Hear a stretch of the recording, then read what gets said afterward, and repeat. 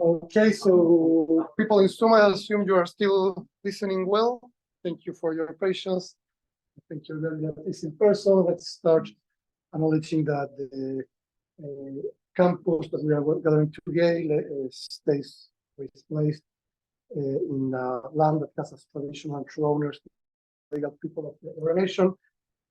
Today we have with us Mr. Ilya Petoushkoff, okay, close enough. Thank you. He's experienced transport planner, specialized in public transport, in street design, and in the design of interconnection hubs. He worked for 8 years as a professional transport planner in Moscow and was involved in many projects over there, including the opening of 3 new lines.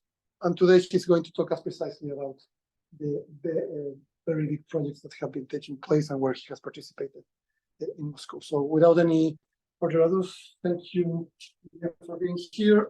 The floor is yours. Thank you very much. So first, I want to start with apologizing for the delay, for the technicalities, because no excuse really, but we had to connect all the stuff. So we're still going to be kicked out of this room at 3, right?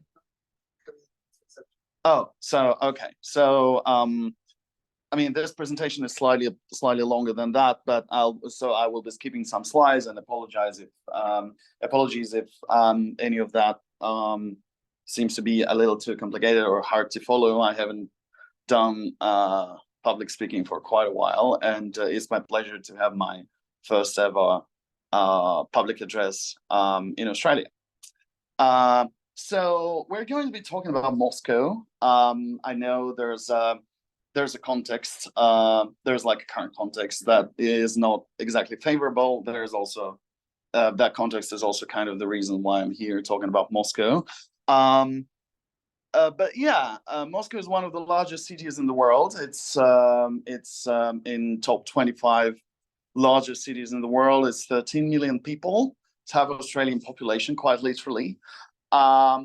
So still not the largest, but a very large one. And it's been developing over the last 3 decades very dramatically, and like the environment is very fast-paced, and a lot of things are have been going on and are still going on. And it's not like the first period in the history of Moscow where a lot of stuff is going on. So as Andres told you, I've had almost 10 years of my professional career as a transport planner with the city of Moscow, my home city, where I was born, and spent 32 years of my life.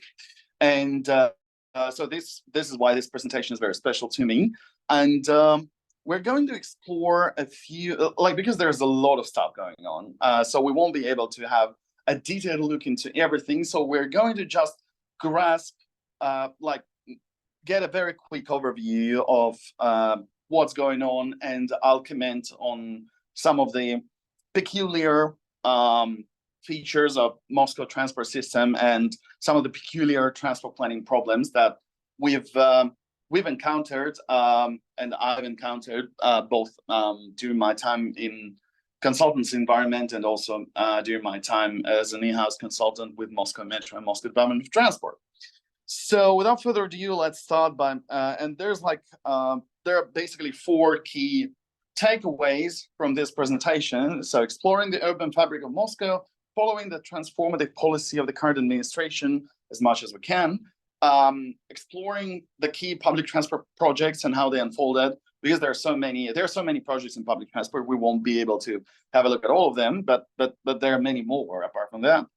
So it's just a part of, it's just a focus, and we will be able to see or try to ascertain, really, based on what we learned from this presentation, how this may be relevant to the framework of Australian cities. And then we will have some Q&A where I will be happy to take all of your questions and hopefully provide some answers. first of all, how Moscow came to be. So Russia has a very complicated history, and especially the history around what's been going on 1,000 years ago. Yeah, thank you. So there's a lot of stuff that's been happening, but the most important part is that Russia originates from the contemporary Russia originates from Kiev and thereabouts, contemporary Ukraine, where the first attempts to create kind of a united state took place, because that's where the main trade route used to be. So Kiev was obviously a very prominent center already at that time, because it was located on this north-south route connecting the Baltic Sea in the north and Black Sea in the south. However, as history was unfolding, different parts of this area became more independent, less independent, got into wars with each other, and so on and so forth. And fast forward 400 years, and if my slide manages to, so fast forward almost 400 years, and the center of everything that is related to Russia starts to move from Kiev to the city of Vladimir, located just over here, and then eventually to Moscow. So Moscow comes to be a prominent center, even though it's already known as a major city as early as 1147. It is about late 1400s that Moscow actually becomes centralmost parts to what the contemporary Russian state was going to be. And so Ivan III the Great was one of the key figures in Russian history, as one of the key tsars who started this process of unification, obviously mostly through war or trade or whatever. But to us, what's important to us is that he is the guy who invited Italian architects over to produce what's known as the Moscow Kremlin as we know it today. So this resemblance to Castello Sforzesco in Milan is not accidental. It's actually more or less the same group of people who worked in Italy on this beautiful castle, and then a little later on Kremlin in Moscow. I can only imagine how much time it took them to actually agree on the scope of work and the contract, because the message took 5 months to go one way between Moscow and Milan. But anyway, so the Russian traditional architecture in the broader sense was informed by this effort. So some of the greatest temples of Moscow Kremlin and many other things were broadly informed by the Italian School of Architecture and Engineering at the time. So skipping Ivan the Terrible, going straight to Fyodor Ioannovich the First, the Blessed. This is where Moscow starts to expand rapidly. So 1495, we still have Moscow Kremlin, but people start already settling outside of it. So by 1535, we get second wall over here, and this area of the city that is called Kitai Gorod. Then we get a third wall about 50 years later, and so this is called White City because the wall was made of white stone. And then people start to settle outside even that wall. So already by the time it was completed, they had to start another wall surrounding the city, which was actually just made out of soil and wooden fence, so it wasn't really a wall. But basically, this growth of Moscow is like the first period of mass growth of Moscow, and this is also how the rings of Moscow, or the circles of Moscow, came to be. They just grew essentially as the city grew. So we'll skip Peter the Great, and we'll skip Catherine II, only briefly mentioning that these people basically established the school of urban planning, as we know, as discipline, so like city planning, urban planning, and so on and so forth. And 19th century, by 19th century, most of Moscow was still wooden. There were not so many buildings made of stone. And then Napoleon came over and Moscow was burned down completely. So the wooden buildings of the original city didn't survive. And then Moscow was rebuilt by the classicist architects, largely informed by the efforts of Peter the Great and Catherine the Great, was rebuilt in classicist style. And Moscow, as we know it today, as we can observe it today, like central Moscow, came to be about that time. So these are some of the paintings reproducing the city at that time. Today, central Moscow has most of these buildings, so you can still walk those streets. Probably not now, but when the time is more appropriate. And these are some of the images of the garden by the Kremlin walls, and you can see the manege on the right. And this place exists today, and so on and so forth. So this is the Bolshoi Theater that was conceived at that time. So like 1824, the building of the Bolshoi Theater was built just basically opposite the Kremlin, and started shaping what is known as the Square of Theaters, and so on and so forth. And so we go fast forward into, the railway era. The first railway from Moscow to St. Petersburg is known as being one of the straightest railway lines. Was built basically like in the most direct fashion between the two cities. The history has it, it became the only railway line in contemporary Russia that was able to host high-speed trains pretty much straight away, just because it was straight.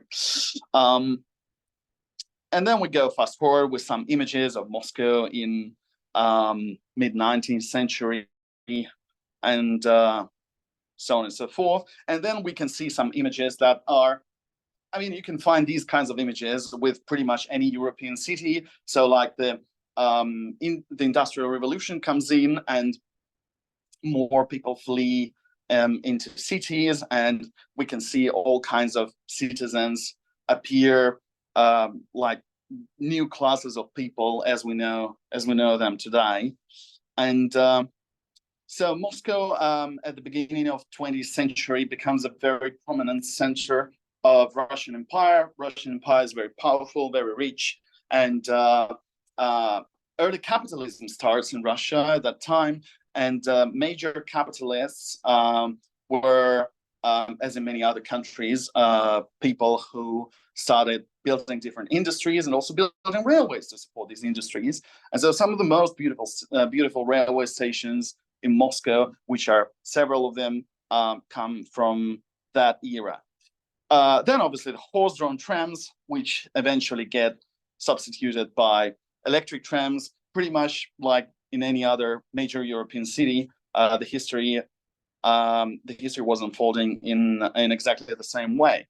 So, but the trick is that by 1920, 1910s, 1920s, many major European capitals would already have an urban railway network, like a metro or a subway or whatchamacallit. Moscow didn't. So Moscow was growing rapidly and was becoming a city of several million people, and was still only served by trams, which was becoming a problem. And at the end of the, almost near the end of Russian Empire, as the future seemed to be very glorious, there were some interesting visions of what the future might be, and the future of transportation and construction, as you can see from these nice paintings, started to become like a mainstream topic in Moscow, which was definitely central most to a lot of things. And these are some of the visionary images of early 20th century. It's actually a set of like chocolate boxes and Christmas postcards by a famous Russian chocolate factory, Red October. reproducing, some future visions for transportation. This is my personal favorite one. And then, the First World War and various events that didn't turn out really well for Russia, and the Russian Revolution came, and the Soviets came to be, and the Soviet history went in a completely new fashion because Bolsheviks needed to produce a completely new reality, socialist kind of environment, a socialist capital, a completely new aesthetic, a completely new architecture, and completely new urban planning as well, that would completely deny everything that was related to Tsars and monarchy and Russian Empire, and that will be completely surrounded by the new aesthetic of constructivism and new industrial revolution, and so on and so forth. And many buildings of these era are still significant buildings in Moscow. And so Joseph Stalin came eventually in 1935 under his guidance. A general plan of Moscow is produced that would completely that would see major parts of historical city center completely destroyed to make way for new wide arterial roads, just for the sake of it, because narrow roads, old architecture was considered outdated, was considered related to the Russian Empire, the Tsarism, monarchy, and so on and so forth. So it had to be declined, it had to be denied, and it had to be revised. And so a completely new vision came up with these major roads that would just cut through and have a lot of places demolished or substantially revised.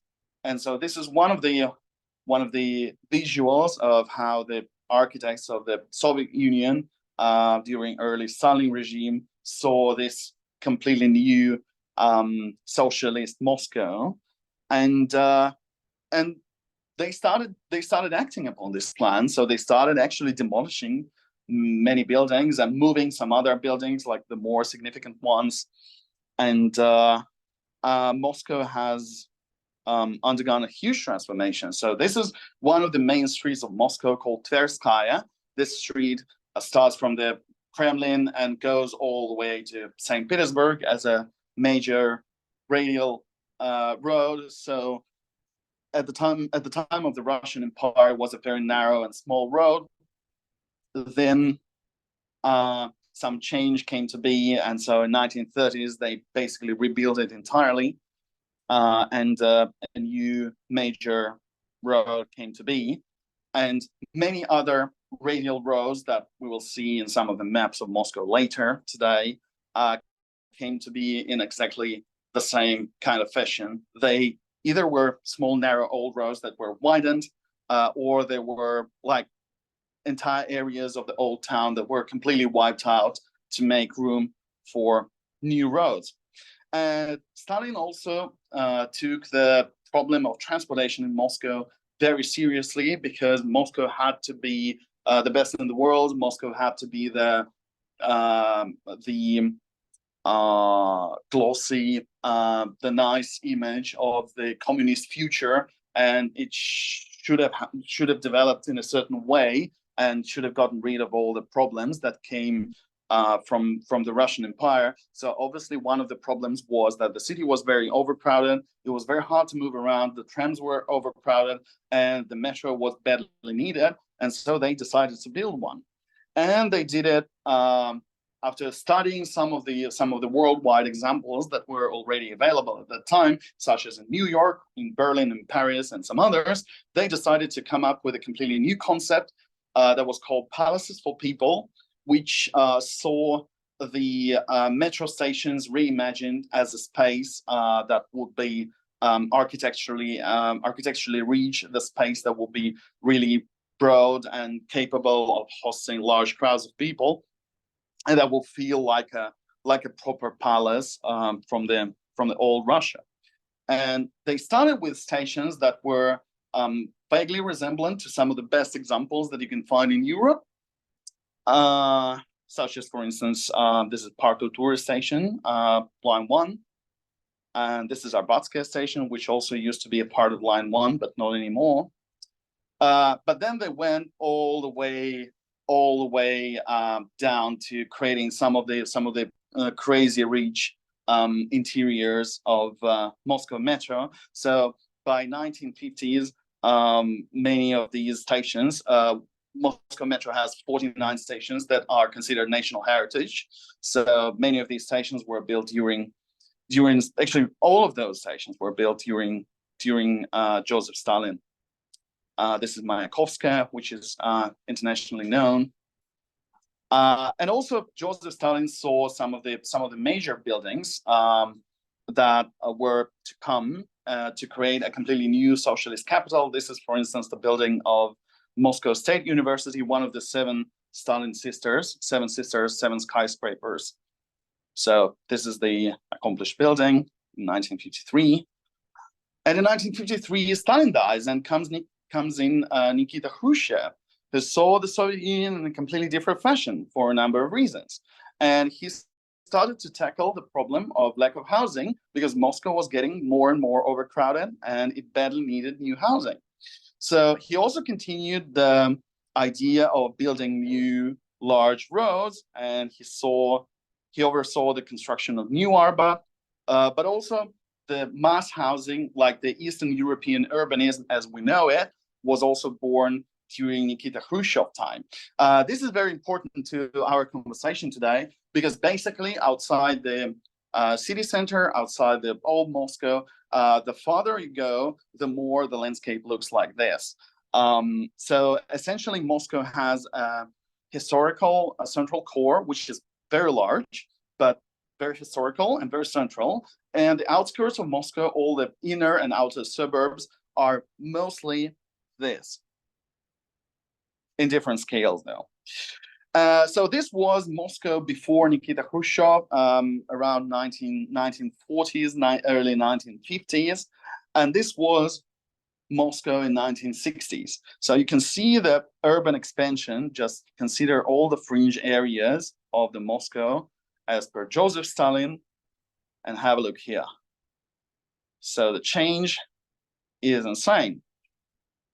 And Moscow Metro started to spread its lines out to serve all the new suburbs. So essentially by 1970s, these two images came about as a part of the 1971 general plan, if I'm not mistaken. So these two images show what the Moscow Metro network is going to look like on the left, and on the right, what the Moscow Metro network would look like when integrated with the railway network of Moscow. And we're going to talk about both these networks just in a moment. Eventually, in 1990, I was born and the Soviet Union ended. Millions of people flooded the streets. This is the square I was showing earlier. Remember the building of Manege and the Alexandrovsky Garden over here. So this is the place we just saw a few slides ago. And the Soviets fell, and new order, modern democratic Russia, at least as we thought back then, or my parents thought back then, was born. And so this was about history. And now let's get some geography straight. So this is the Kremlin. It's located in the heart of Moscow in its geographic center. It's surrounded by a set of rings that came to be just in the way that as I just told you. So there is a boulevard ring. It's a ring of boulevards, very similar to the ring that exists in Vienna. So this ring follows the former wall of the White City. So the wall was demolished and the boulevards were built, meaning wide streets with trees in the middle, not like in the United States where boulevard means wide streets with no trees in the middle. So this is the boulevard ring. It's approximately 3 kilometers in diameter, followed by the garden ring, which is approximately 5 kilometers in diameter. And so if you see gardens, you're not on the garden ring. So the garden ring is actually a major it used to be 20, but now it's like 10-lane road that surrounds the most of the historical inner city. It's about 5 kilometers in diameter. So what grew outside the garden ring became essentially something like a pizza, where it was very easy to move from the outskirts to the city center, but was very hard to move between the pizza slices because they were badly connected. So in 1990s, after the Soviet seized and the new mayor, from the new team came to the city, he came up with a project of a new ring road, and this is called Third Ring Road because it's kind of third. It's approximately 10 kilometers in diameter. It's mostly a highway, like uninterrupted traffic, no traffic lights, lots of traffic, not very nice area, whatever. But basically everything within the Third Ring Road, with very few local exceptions, is the old city, and everything outside the Third Ring Road is the new city. So, for instance, you can see in the bottom left corner, you can see the building of Moscow State University, one of the Seven Sisters. In the 1960s, Moscow was surrounded by another road that is called MCAD, Moscow Circle Automobile Road. It's approximately 30 kilometers west-east diameter and approximately 39 kilometers north to south. And until 2011, Moscow was mostly confined, like the city proper of Moscow was mostly confined within this road. After 2011, the southwest corner of Moscow region was taken over by Moscow, and the borders, the city proper expanded southwest considerably. This map shows different ages of buildings. So like buildings of different age are in different color. So the red ones are the old ones, and the yellow, the green, the blue ones are the newer ones. And so we can see the different kinds of urban structure in Moscow. This is the old core. So you can see the Boulevard Ring and the Garden Ring, and you can see that most buildings are heritage and very, very old. This is the Joseph Stalin Moscow. So this is expansion southwest, and you can see Moscow State University just over here at the top. And these are the first projects of mass housing implemented during Joseph Stalin era. These buildings mostly look like this in the picture here. They're like 8-9 floors, and the ones that are closer to the university are better decorated, but then they started running out of money, and the ones that are farther from the university are less well decorated. Then we go to 1960, 1980 Moscow. So in 1960s, we already saw the picture of what it looked in 1960s. So going further out and reaching the ring road over here, it started to look like this. So like modernist ensembles of tall buildings with a lot of green space between them. Something probably in line with what Robert Moses had in mind when he was coming up with his ideas. And eventually the areas that are outside, which have just slightly more dense structure, but essentially the same.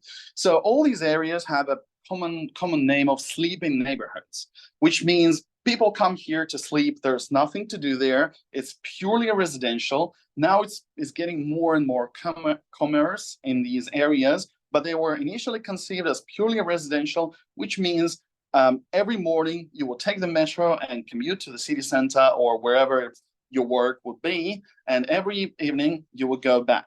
So this is how it works. So Moscow Metro Development Program, by the year 2011, Moscow Metro had 10 lines in it, and it took care of approximately 8 million people on a weekday. So it's a pretty busy network with very high frequency of service.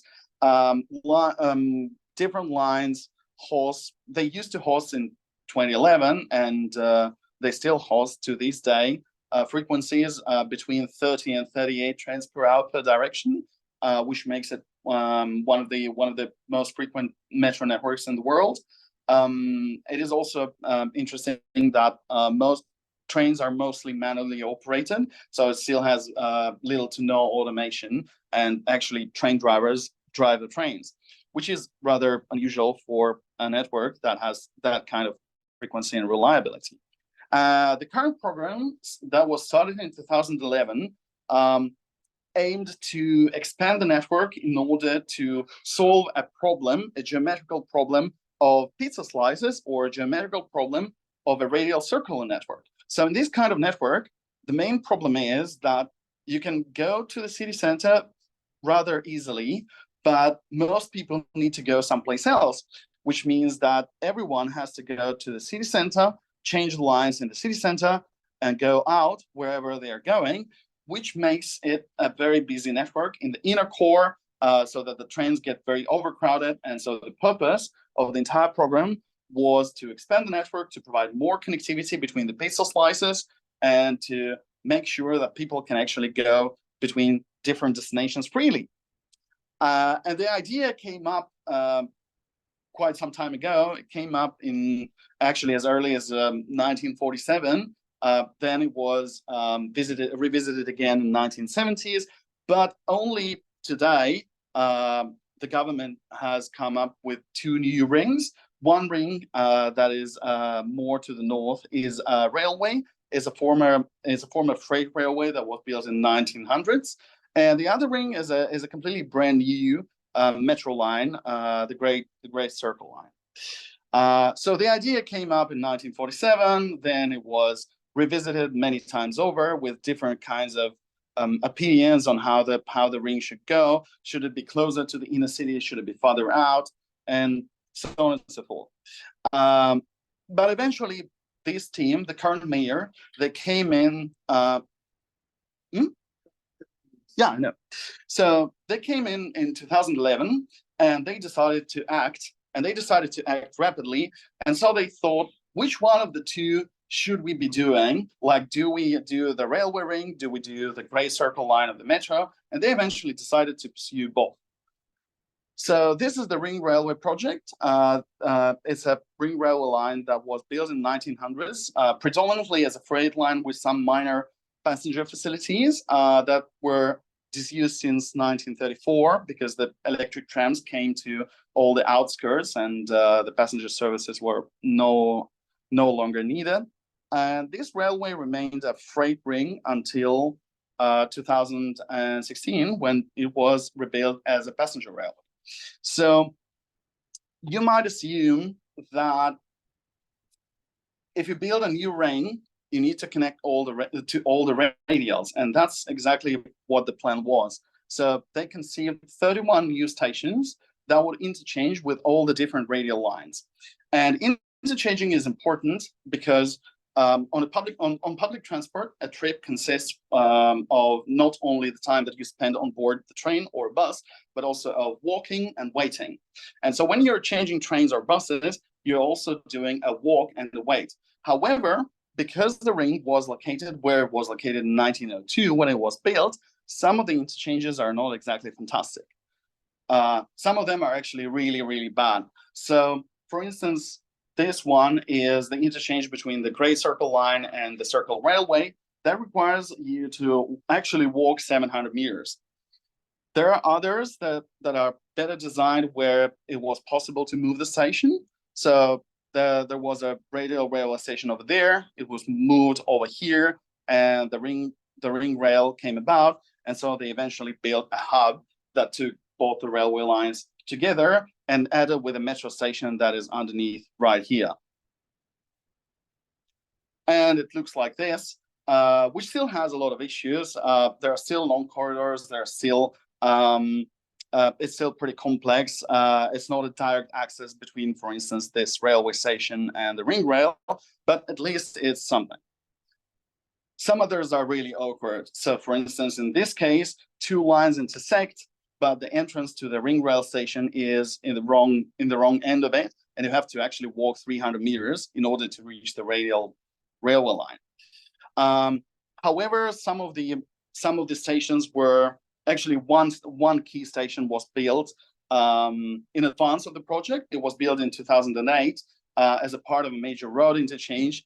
And at this station, we got a direct connection between the ring rail and the metro, but these cases are relatively rare. Another major project was upgrading the radial rail network, which is not as well known as Moscow Metro, predominantly because it has never been thought of as urban transportation. It was thought of as commuter trains, and it needed a lot of attention, like a lot of attention. And the ideas with regards to integrating the railway into the urban transportation framework were circulating since the very beginning of the Moscow Metro, since as early as 1935, but they never came to fruition. So until 2018, the railway network that was largely designed in early 1900s used to act like a typical suburban train network, with all the lines coming from the farther outskirts into the city, ending with stub-end major railway terminals with no through-running trains. So the idea came up instantaneously. Why don't we just connect these lines and make the trains run through the city so that we get more services that get more people to more places? It was not, however, that easy. So initially the idea was, okay, we do have some rails that actually, some tracks that actually go through the city. So why don't we just run frequent train services in those tracks? But there were many other different kinds of trains running in those tracks as well, including freight, including long distance passenger, and so on and so forth. So eventually it ended up being a major infrastructure project where a lot of stuff had to be rebuilt. And so it was rebuilt. And in some instances, it was rebuilt in a very strange way with very tall support walls and so on and so forth, because nobody wanted to do the tunneling. So these are some of the images of the railway network. And these are some of the new stations that came in. And again, the interchanging is a problem. So some of the major interchanges are designed in a really strange way. So this is, for instance, the city. This is the area with a lot of skyscrapers built in the early 1990s, because Moscow didn't have a CBD, so they needed to build one. So they built one, and these are 3 railway stations that are connected to each other, but so that they make a linear connection that is almost 600 meters long, because the stations are located one after the other. So instead of making a hub that would connect all the 3 right in the middle, they are located randomly around the side, which makes changing trains take a lot of time.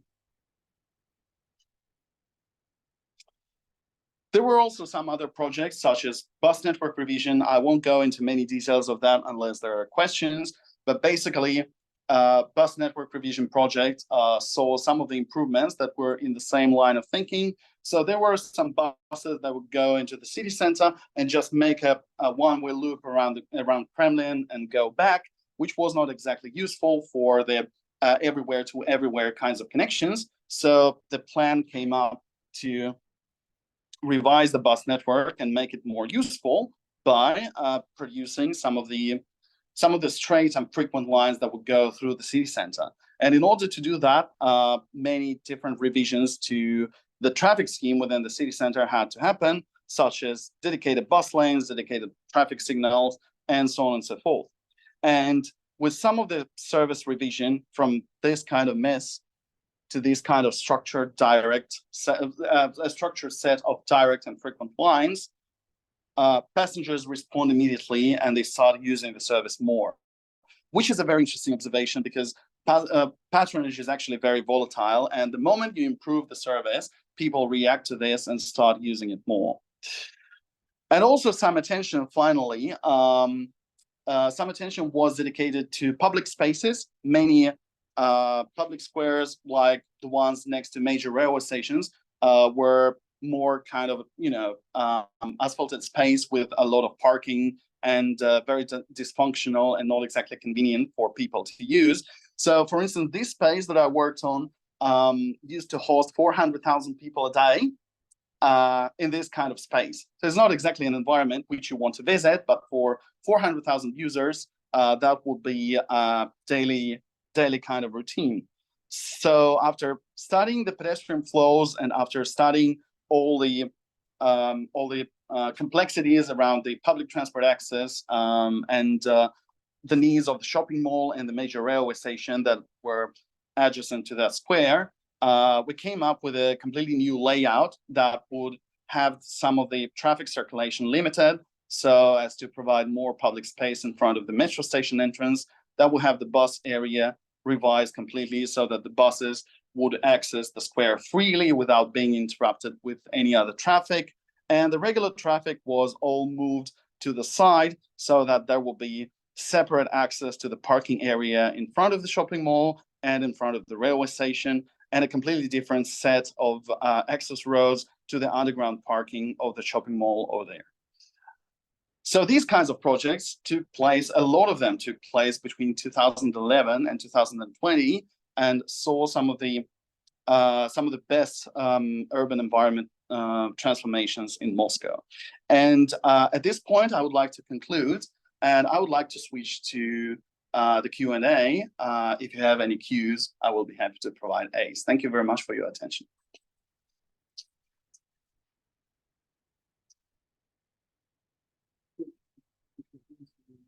Okay, this one how's the ridership like for the outer metro rate in Moscow? Because isn't that the biggest rate metro service?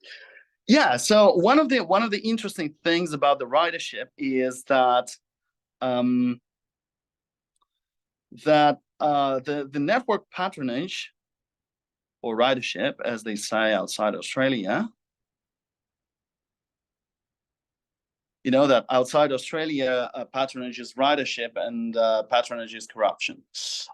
So the interesting thing is that the patronage didn't actually change. So like the total amount of boardings on the metro and the rail network is more or less the same as it used to be. So this chart shows pre-COVID numbers, 2011 till 2019. So it all jumps around 2.5 billion boardings per annum, which means that the entire program basically delivered decrease in overcrowding. It delivered redistribution of people throughout the network. It didn't deliver a lot of new patronage, and because it wasn't really expected to, but it's actually interesting that new patronage is basically zero, despite the fact that the network grew more than 50% in length. So this is like one of the interesting numbers I think that you can have a look at. Like another interesting number here actually that I was about to put on the slide, but I thought it was too complex, was like the overcrowding that the network used to have. Like, remember I was talking about the radial circular problem, so that everyone has to go to the city center, change lines, and go back. So this diagram shows this is one of the busiest lines, and it shows one of the busiest segments on the entire network in 2011.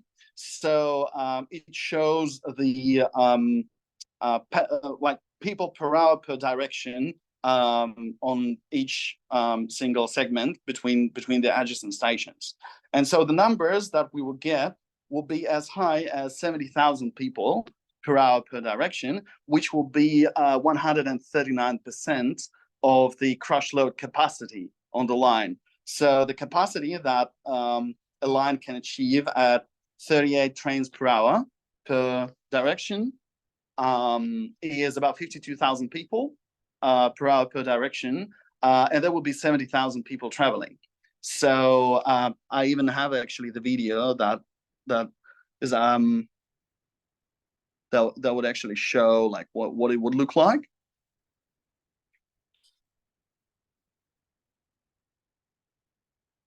So this is like the 70,000 segment, and the estimated load of 5.1, I think, people per square meter, if I'm not mistaken.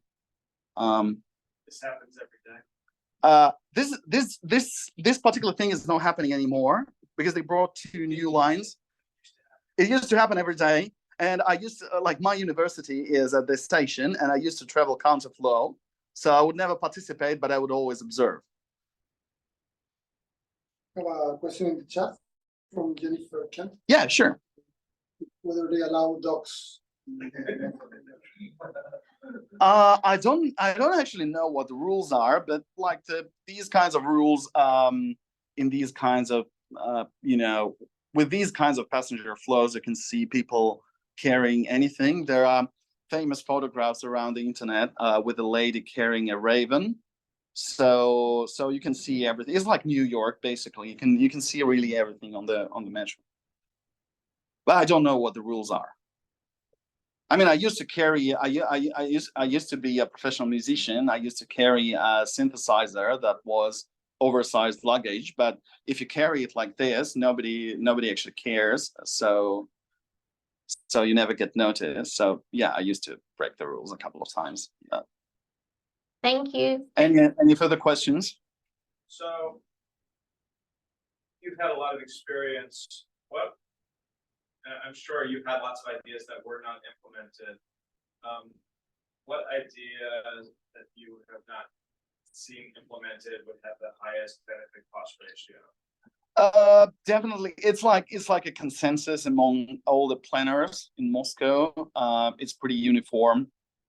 It's kind of, no, let me actually get the zoom in if I can. It's actually, I think it's pretty obvious. This segment here that will connect 2 yellow lines into one. There are 2 yellow lines because the Department of Transport wants to connect them.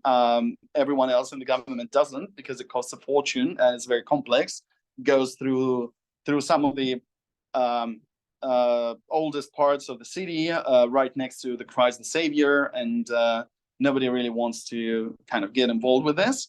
But that would create like the problem of this network is that there are very few west-east connections. So most connections are in essence more north-south than west-east. And you can see that the west is not exactly fantastically served by the metro. This line over here is a new addition. So it was built very recently, and before that it was like really a void kind of space. So without this segment, this part here is limited in frequency because of some infrastructural complications over here with how the trains do the turn back. So there are only 34 trains per hour per direction on this line, which is not sufficient. So this will be very helpful. This will be helpful for people to move east-west. This will be very helpful for the operations. And has a very high benefit. The cost sounds like it's very high. Yeah, and with the new ring that came in, it kind of becomes less beneficial because people kind of find their way around. So they just with the new ring, instead of trying to make their way through the city center, they just take the ring and they do this.